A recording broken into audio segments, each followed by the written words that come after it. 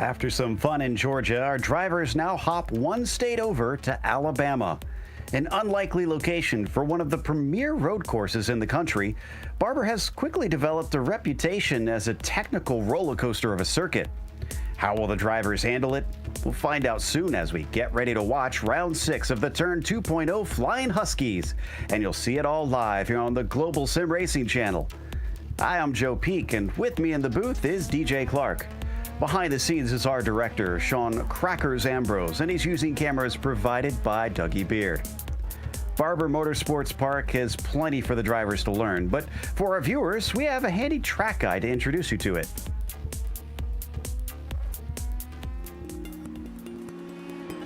Welcome to Barber Motorsports Park.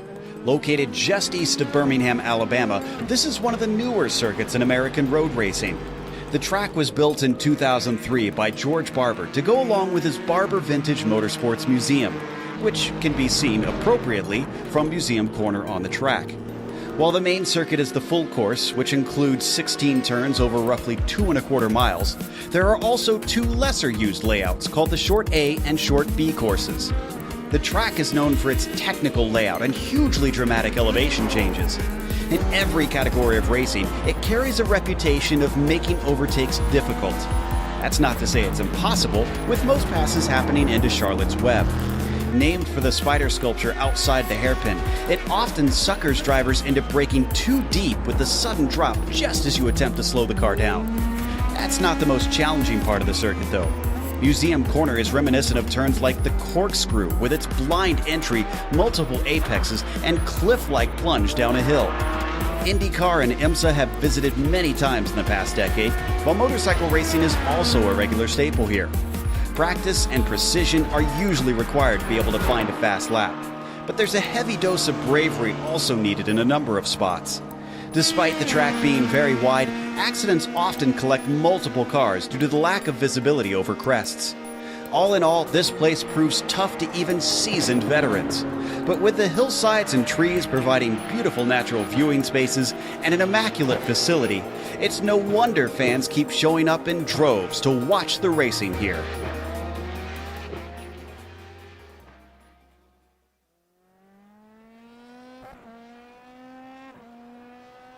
Well, DJ, it's very twisty here, but they've got nimble cars at least. What's it going to be like in the F3 around Barber?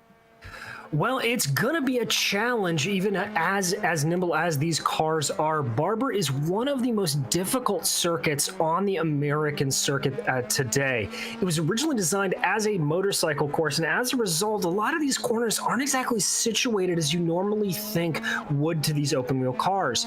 A lot of off-camber stuff that gets a little bit tricky. The one advantage the drivers are going to have in the F3s is that their lower engine speeds are going to give them a little bit more time to breathe than the Indy cars that we're so used to seeing going around here.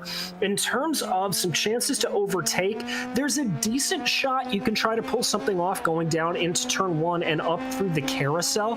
It's very, very tricky though. That's kind of a one-line corner, so I don't expect too much, but the best overtaking opportunity is going to be down into turn 5, that left-handed hairpin that leads you back onto the other straight. That's going to be the best example.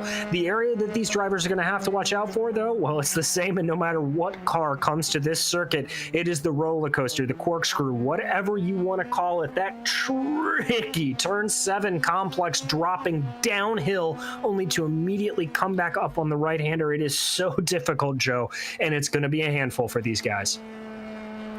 Certainly expect them to have some problems here today, because even the best drivers tend to. Now, let's also talk about our sponsors, including Norsled. Norsled is a nonprofit animal welfare organization dedicated to rescuing, rehabilitating, and finding homes for unwanted, abandoned, and abused husky dogs. Today, every Flying Husky Racing track day or car event benefits Norsled with a portion of the proceeds donated to them. Even if you can't adopt, you can still help and ensure care for these amazing animals through your support. Save a Husky. For more information, contact Todd Curtis at Flying Husky Racing through email at todd@flyinghusky.racing. Flying Husky Racing is a car club based in the Pacific Northwest that delivers premium track days and car events for automotive enthusiasts. FHR is dedicated to safety, development, and building community among members and participants. Find out more on the web at flyinghusky.racing. Flying Husky Racing, track days are the best days. And it's brought to you by Turn 2.0 Drivers Club. It's a club based in Northern California and founded in April of 2020. The club runs approximately 20 private days a year at Sonoma Raceway and Thunder Hill. It was created as a private, exclusive membership club designed for and by race car, track day, and racing enthusiasts that share like-minded values. These include safety first, camaraderie, fairness, diverse interests, love of cars, and a desire to learn and grow as drivers on and off the track. Have fun, be safe, and go faster. Let's take a look at the championship points after last week. We had a third different winner, but Dan Dwyer is still up at the top, 8 points ahead of Pansgrau. It's very close between second and third. Look at Sheldon gaining up to 2 points back behind Kurt. Then you got to jump back to David Anderson and Grant Carpenter, rounding out our top five today. What about the race details for this event? DJ, what do we got in store? Well, this is the Barbery Coast Roast, as it is called, and these drivers are going to be out in the Dallara F3s. We are in the middle of a 10-minute solo qualifying session, and that will be preceded by a 20-minute race. Now, this is going to be important. We talked about just how tricky this track is. A fast repair is available, so if these drivers pick up damage during the course of that 20-minute race, they will be able to pop in the pits and essentially get the use of a spare car to come back out with no damage left on the car. And qualifying actually just finished up. We'll go through that starting order in a bit, but I can report that Mark Siegel has taken the pole here today. We'll see how everybody else fares behind him in just a moment. Again, if you want to become part of the conversation, don't forget to use the hashtag #TrackDaysAreTheBestDays and make sure and tag them on Twitter so that you can get involved and talk to some of the community here. This is, well, we heard a lot of drivers talking about Road Atlanta being extremely difficult. We listened to a bunch of them after the race last week, DJ, saying that it's been one of the toughest. Based on my experience, I suspect they're going to find this one-ups that. I have to agree with you, Joe. I have had the ability to be able to go and race this track on the sim in multiple different cars, a lot of them open wheel, and it doesn't matter which way you slice it. It is always tough. These corners come at you very, very quick. There's not a lot of slow first gear corners that you're going to be coming around to really slow the car down. And instead, you're really having to deal with momentum and trying not to over rotate the car or carry too much speed into the corners. So it's just, it keeps you on your toes no matter where you're looking at it.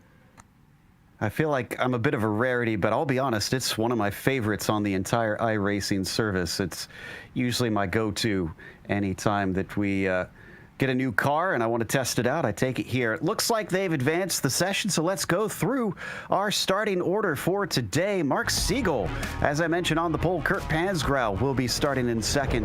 And then row two, it's going to be Maurice Smith in third and Dan Dwyer in fourth. Dave Anderson's going to be starting off in fifth. Flanking him is going to be Rick Sheldon in sixth. And then making up the back row of the grid will be Todd Curtis and Grant Carpenter. 8 cars running out here today, so a slightly smaller field, but they'll have plenty to do on the track, that is for sure. We wait for Maurice Smith to grid up. Oh, looks like, unfortunately, he just lost connection, so looks like he won't be able to take part in the start, as we'll have the engines start to rev. And the green flag is out off the line. It's very good for Mark. Great for Pansgrau, but unfortunately, it looks like, I think that was Sheldon. No, it was Dan Dwyer, who was very slow off the line. He's looking at getting third place back as he goes to the inside of Dave Anderson, and a nice move will get him back on the podium. That's a good move there from Dwyer, being able to stick it to the inside of that corner. It is possible to take a couple of opportunities in there. Now we dive down into that hairpin that I talked about. This is going to be your best overtaking opportunity on the circuit. But everybody's staying clean, but that's Dan Dwyer spinning. Oh no, Dwyer goes to the tail end of the field early on. Now we've seen him try to climb back before, It'll be hard going today since there are so few good places to pass. And I think that was all his own doing. Nobody was near him. We once again take a look at our front runners. Kurt Pansgrau about a second and a half behind Siegel along the back half of the course. Indeed, and it was a solo spin from Dan Dwyer. It's part of what makes this track so difficult. I talked about those off-camber corners. You have to be very, very careful and patient getting onto the throttle. A little bit of tire spin will send you right around like that, but we keep watching Dave Anderson here as he navigates his way around. There's another spinner in the back. That's another one of your championship contenders, Rick Sheldon. Yeah, he almost got into the back of, I think it was Todd Curtis. We're going to look at the replay as he has trouble getting the car pointed in the right direction. Yeah, he got awful close to the back. You're going to see it through the second carousel. And I think he just did not anticipate the braking of Todd in that 72. I think that's exactly what it is. Yep, a little bit of contact there, but it doesn't look like there's any damage to Rick's car, so I think he got away scot-free on that. But yeah, Joe, that second carousel, very, very tricky. It almost reminds me of the first turn of the Shanghai International Circuit in the way that it just tightens up on you so quickly. It's probably the only part of this track I don't like is driving that corner. That separated our field a bit, so we've got some time to go and try and inspect Dan Dwyer's spin. Let's see if we can suss out what happened here. Here's the start. Look how slow he is off the line.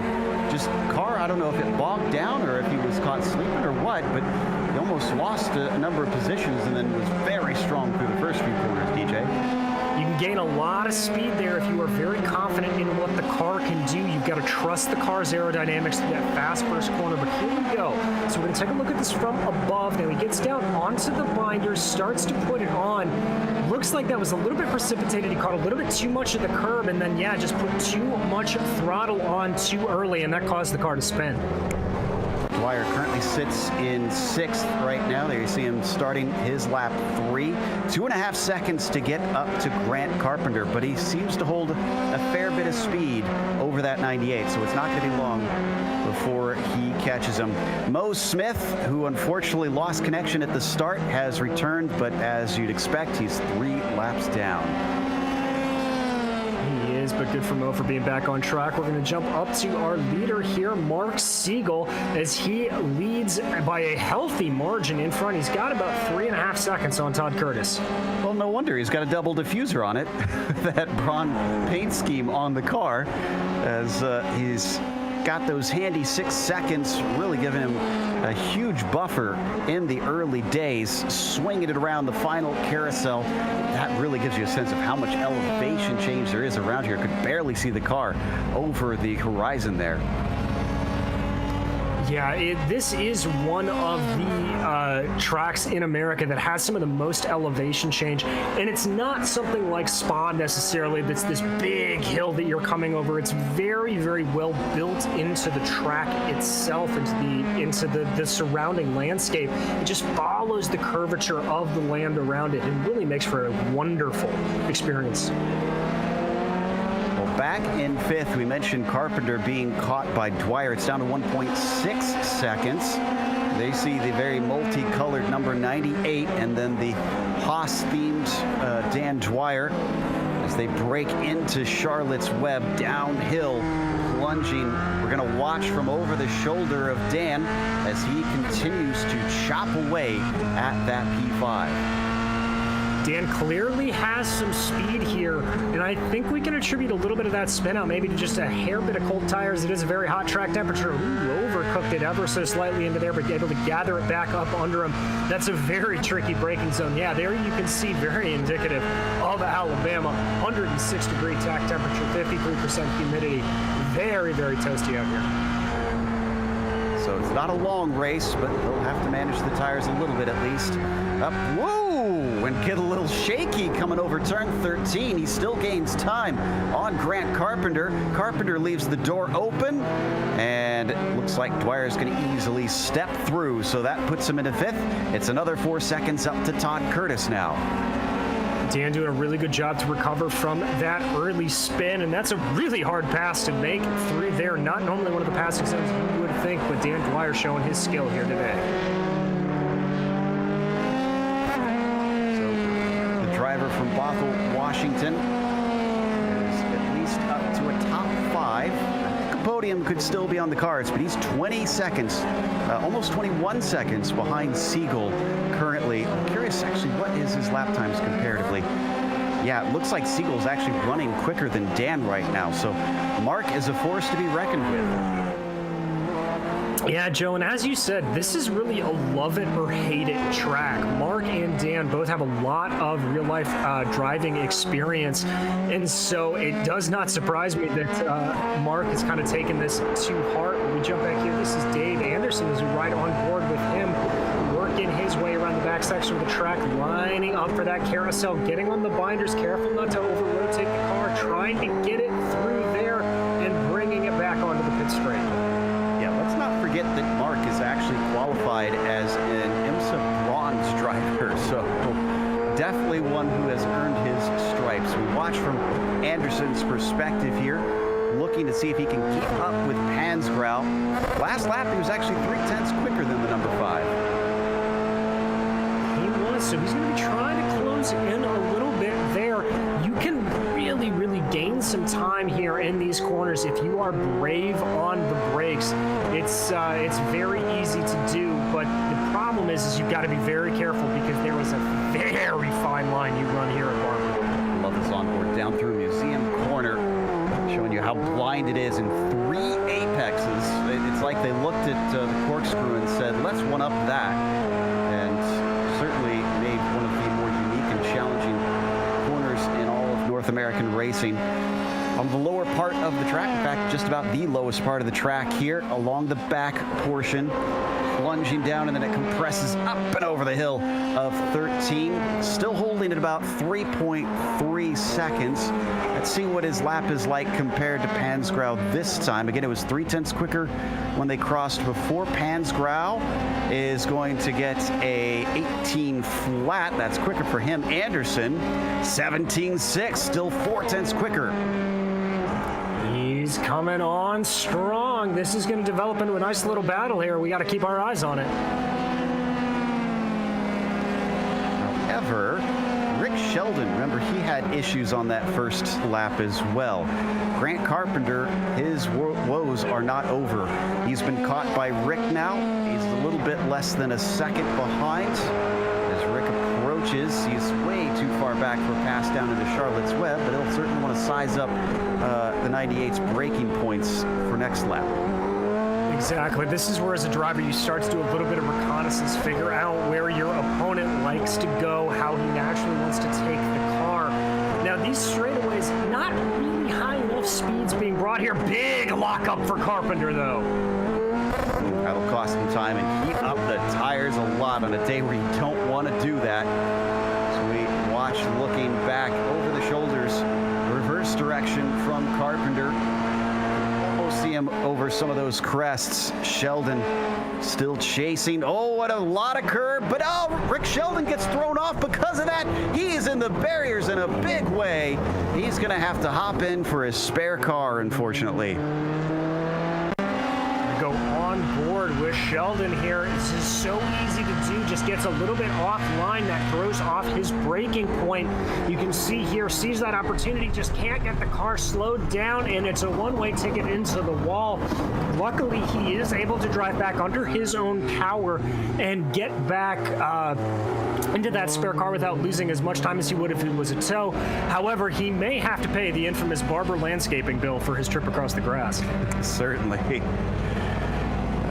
Back up to Curtis and Dwyer. This one is closing in. It's down to 1.6 seconds. This will be for P4. And Curtis started from 7th, keeping it clean here today in that 72. And the Norsled machine clearly showing itself to at least be consistent, even if it's not as quick as some of those behind him. Well, sometimes, Joe, and especially at a track like this, that's all you have to do is just keep it consistent and keep it clean. First, in order to finish first, you've got to finish, as they say. We're right on board with Curtis here.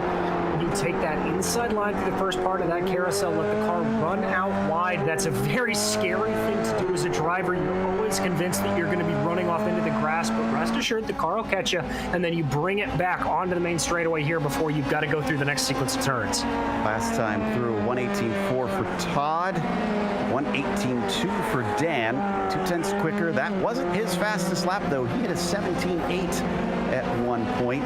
Still not as good as Siegel's best lap, which is a 16.3.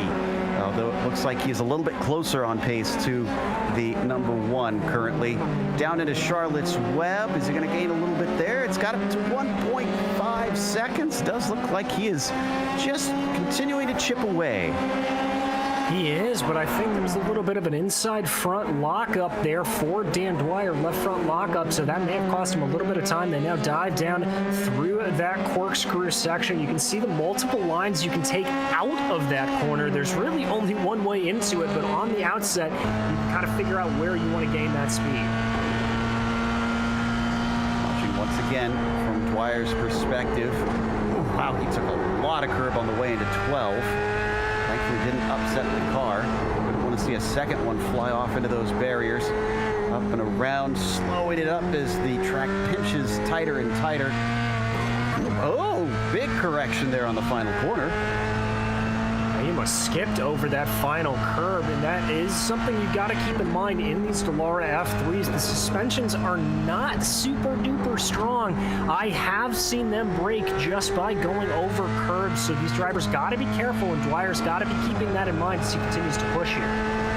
Now, the interesting note about Todd is he's actually been going quicker almost every single lap of this race. Oh, and Todd is off in a big way. I'm not sure if that was a mechanical failure on his rig, but he just speared straight into the gravel and into the barrier. Going to watch the replay here. You see him start to get down onto the braking zone into Charlotte's Web. He caught a little bit of the grass there. That has to be some sort of mechanical failure, Joe, because it looks like he didn't put the brakes on at all. Well, he took a tow, and I think this will give Rick Sheldon at least one more spot.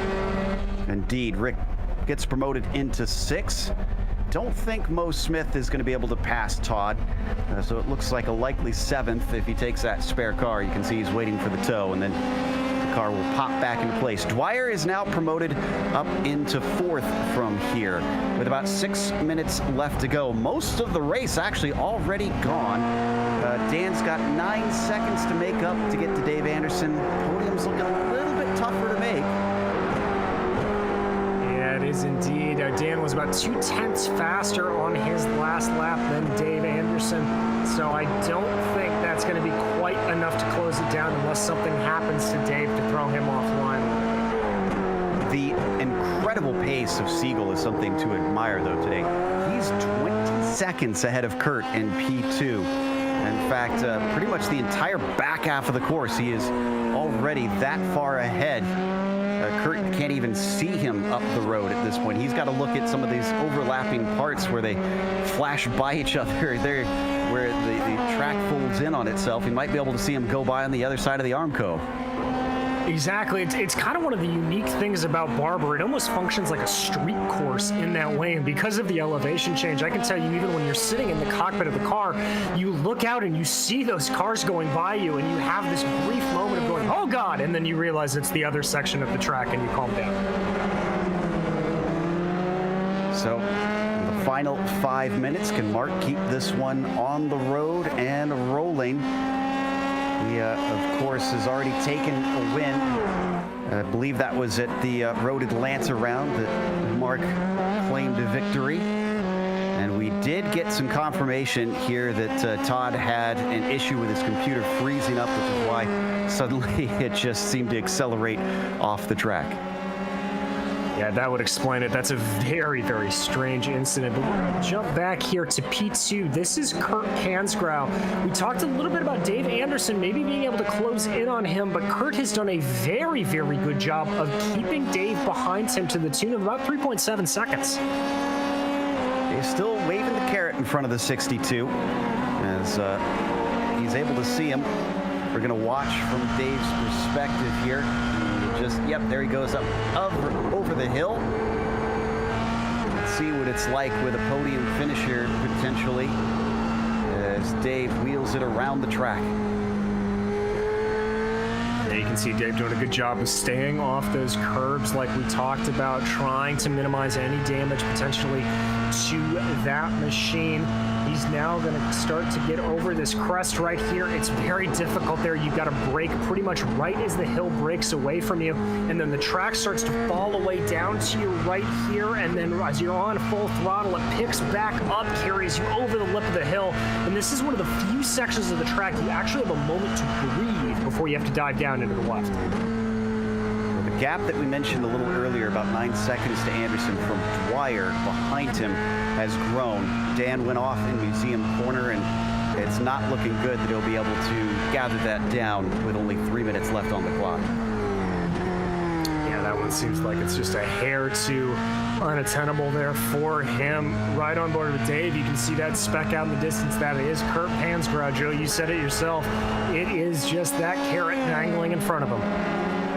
And this is actually the closest fight that we've got on track at this point. This has separated the proverbial men from the boys. As it certainly seems like Mark Siegel's got a handle on things. Pansgrow's pretty decent, and those behind are just struggling to keep up. Yeah, they really are, but they are doing what a lot of drivers on this circuit have never been able to do, and that is keeping all 4 tires on the black stuff. So major kudos to the drivers in this series. That is a lot harder than it sounds around Barber. Wow, big gain from Anderson that lap. He was 1:17.3 versus Pansgrow 1:18 flat, 7/10 quicker. He takes a big chunk out of it, but he's going to have to keep doing that in these remaining few laps just to get to him, let alone pass him. Left inside lockup there's not gonna help him, but he is, yeah, absolutely gonna have to book it. Not sure if that was an issue of Dave maybe just holding back on the tires and trying to put him in for a good couple of lap run here, but we will have to see. Dives it down through the corkscrew again. Really good line there for Dave. Took that absolutely perfectly, and then back onto the power and back up the hill. Our leader's actually already going across the line now. 2 to go in this 20-minute race. Siegel has an iron grip on it. There you see the number 1 looking very Jensen Button-like as he was in that year back in 2009, claiming victory after victory. Back to Kurt, still chasing, or excuse me, still trying to run away, rather, of Dave Anderson. He is chasing the car, and that car, though, that you see, that's Rick Sheldon. He's a lap down, so that is not for position. Yeah, but we've seen before, if you get even a lapped car in front of you that's being nice and cautious, it can throw you off, make you not look at your braking points where you want to do. But it looks like they've got it all under control here.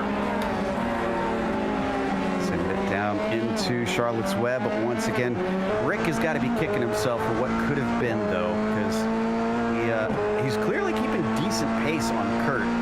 Kurt is catching him slightly, but it's not huge numbers. We're going to get the white flag here in just a moment. Mark coming off the final corner and looking as strong as ever. He's got a 1:16.1 on the board as his quickest. 16.4, just a few slower that time by, but he doesn't need to hustle at this point. He just needs to bring it home. Exactly, and I would say that he's going to want to kind of calm it back a little bit here, but you saw the way that car was shimmying almost through turns 2 and 3 there. Mark clearly just in the zone and absolutely trying to keep pushing here. Once you get a driver into that zone, Joe, you cannot break them out of it. They got to keep going. So back towards Museum Corner, braking hard for the crest and chucking the car in over the curb, not afraid to take a lot of it there on that second apex. The car compresses and he accelerates once again. 120 miles an hour, 125, 130 by the time he comes out of that first set of S's. This thing really is booking it by then. 141 before he finally has to get on the binders on the back half of the course. Still pushing. Look at him kicking up the dirt on the exit. He is not letting anything go to waste. What a run from Mark Siegel, looking at win number 2 here today. Victory for Mark at Barber Motorsports Park. An absolutely inspired drive from Mark Siegel, making that brown livery very proud. And now we jump back to Kurt Pansgrau, who is going to be coming across the line. That is Rick Sheldon, lap car ahead of him. Kurt Pansgrau coming across the line to be second. And Kurt holding off Dave Anderson at about 2.1 seconds. Keeps himself at least a comfy enough margin, but Dave made a race of it, and he will get on the podium. Can't say the same for poor Dan Dwyer, who once again has proved to be his own worst enemy sometimes. Yeah, Dan just really suffering. He had a bad start, a good first corner, and then that spin going into Charlotte's Web, just absolutely taking that of contention, but a very good comeback drive. He's going to cross the line in fourth. And that will take us to a quick break here on the Global Sim Racing channel as our last driver on the lead lap, Grant Carpenter, works his way to the line. We'll come back with the unofficial results as well as driver interviews, so stick around.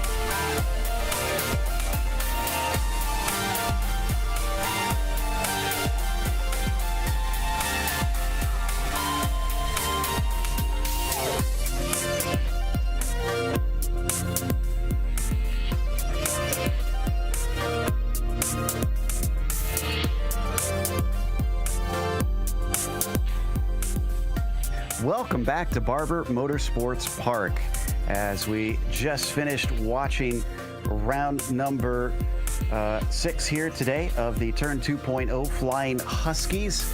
It was Mark Siegel who took his second victory of the season. And it was Kurt Pansgrau who was a distant second, nearly 30 seconds behind in the end. Dave Anderson chasing him, but couldn't quite get up to P2. Still, he claims a podium finish. Dan Dwyer rounds out the first half of the field. Grant Carpenter was able to bring his car home in fifth. The last driver on the lead lap, Rick Sheldon, you saw his incident coming into that final carousel, put him a lap down, but he was able to stay ahead of Todd Curtis, who came home in seventh. And Maurice Smith had some connection problems at the start of the race, but able to get back on track, but finished 3 laps down.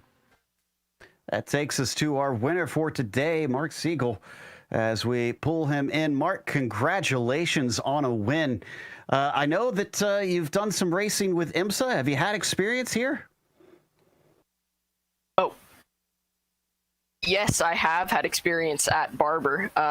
My first race of the season in real life is actually going to be in late March at Barber.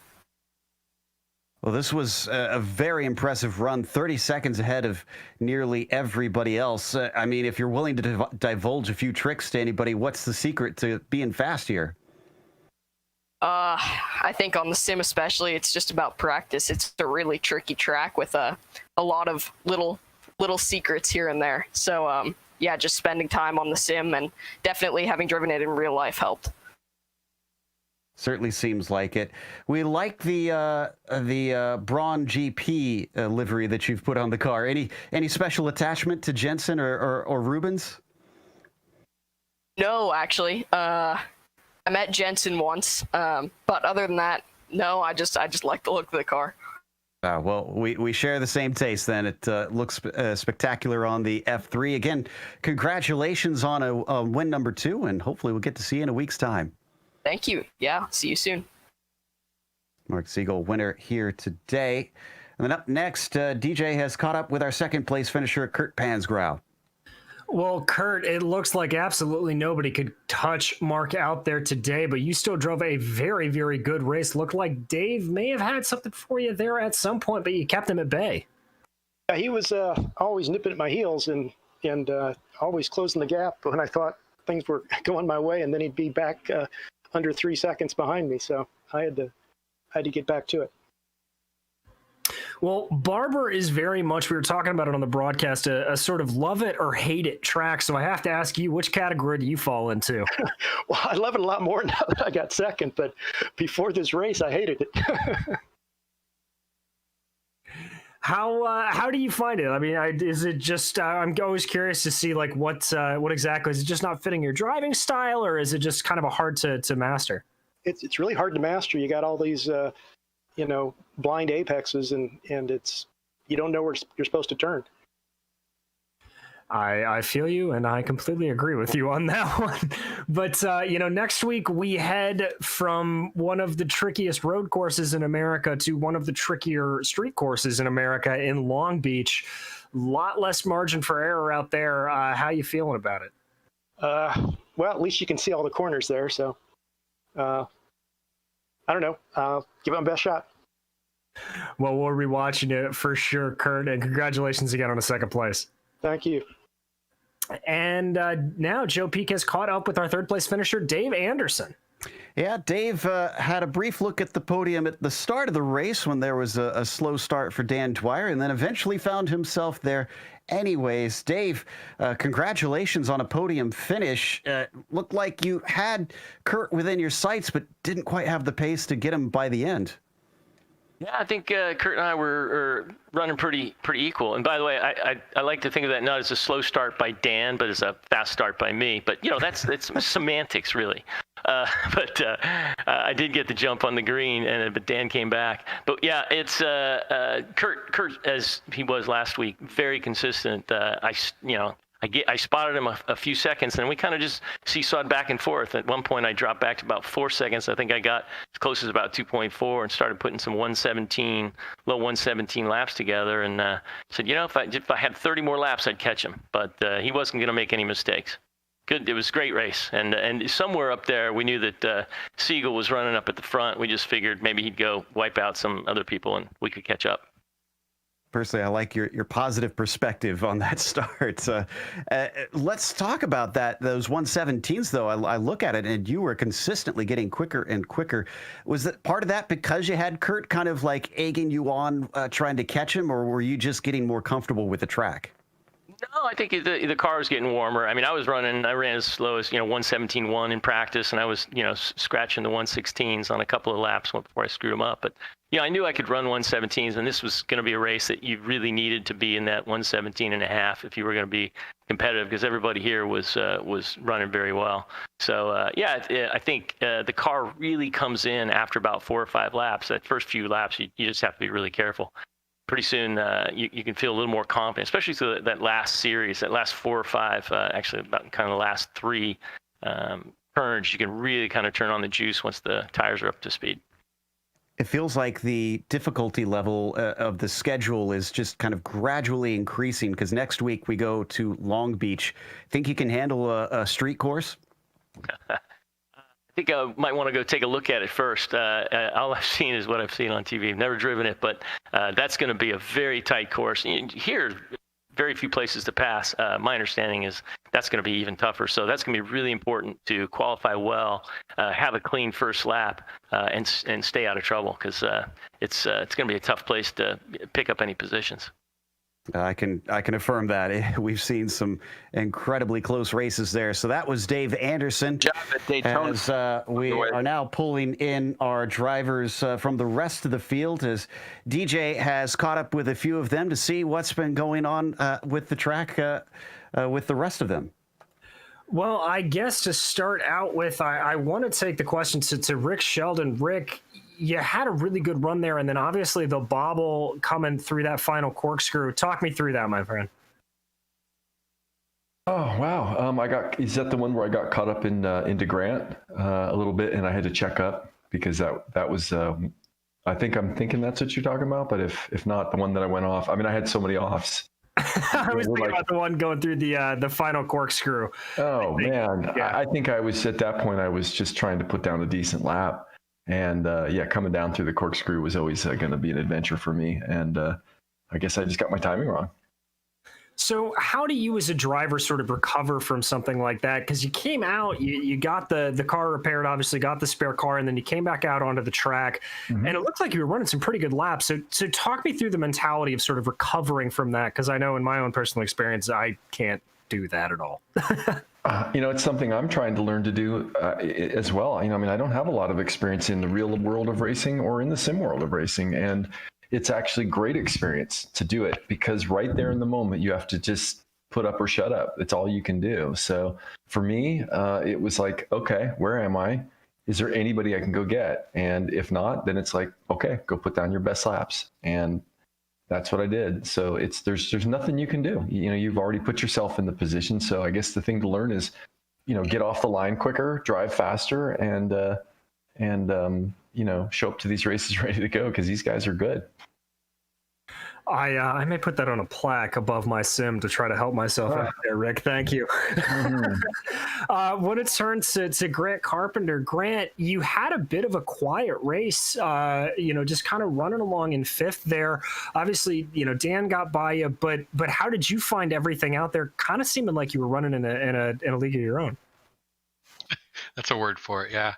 I was a couple of seconds slower, I think, than Kurt and Dave, and I was a little bit behind Dan, and nobody was near Nolan. So I just wanted to get in a groove. But I haven't done this track a lot, and I ended up getting some of my better times on this one. So got better, got improved. Stayed on the lead lap. That's my goal. Nolan almost caught me though. Well, I have to say that in terms of finding the groove, how do you approach coming to a new track, and specifically one that is as difficult and notoriously challenging as Barber? I think for me, it's just repetition and trying to find a line, and then how much more can you eke out of some of the more challenging turns, and this one has quite a few of them, so it's a learning process for sure. Any particular corners that you loved on this one, or any that were your bane? I didn't pitch it going over 13, which I did in practice pretty reliably. So I was pretty happy that I kept the wheels going a little bit left to not get light and go off the track there, which I did over and over again practicing. Excellent. Well, now I'm going to turn the mic back over to Joe Peak. Indeed. I want to talk to fourth place finisher Dan Dwyer. Dan, it looked like you had good pace, but I said it in the broadcast, you seemed like your own worst enemy a bit today. Yeah, for sure. I've been needing to time box my practices a little bit, so and have a little bit less muscle memory on some of these tracks we've been doing of late. So yeah, it's definitely costing me a little bit to practice very quickly and then have to go live. So yeah, definitely making some mistakes out there. What exactly happened on your start? Because it looked like you nearly lost your position there to a few other drivers.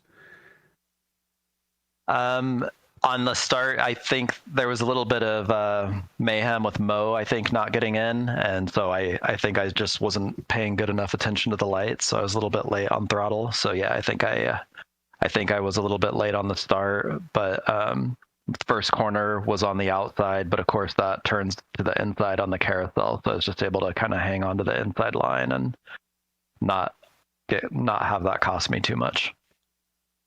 Well, and now I turn my attention over to Todd Curtis. Todd, it seems you unfortunately had some technical problems.